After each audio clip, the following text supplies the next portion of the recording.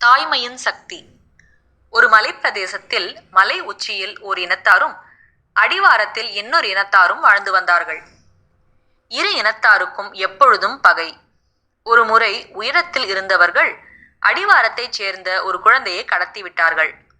சமூகத்தில் இருந்த பெரியவர்கள் இளைஞர்களிடம் மலை மேல் இருக்கும் சமூகத்தினரிடம் சமாதானமாக பேசினால் குழந்தையை மீட்டுவிடலாம் என்று அறிவுரை கூறினர்.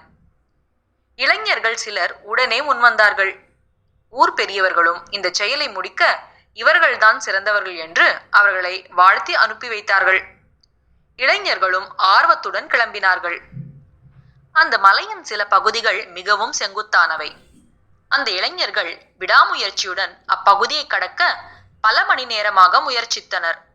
அப்பொழுது தம் ஊரைச் சேர்ந்த ஒரு பெண் மேலே இருந்து கடத்தப்பட்ட குழந்தையை தூக்கி கொண்டு கீழே இறங்கி வருவதை பார்த்தார்கள். அவள் அருகில் வந்தவுடன், நாங்கள் ஏற சிரமப்பட்ட மலையை நீ ஏறிச் சென்று விட்டாயே, எப்படி என்று கேட்டார்கள். அவள் இடுப்பில் இருந்த குழந்தையை காட்டி, இது உங்கள் குழந்தை இல்லை, என் குழந்தை, அதுதான் வித்தியாசம் என்று பதில் சொன்னாள். நீதி. தாய் பாசத்திற்கு வேறு இணையே இல்லை.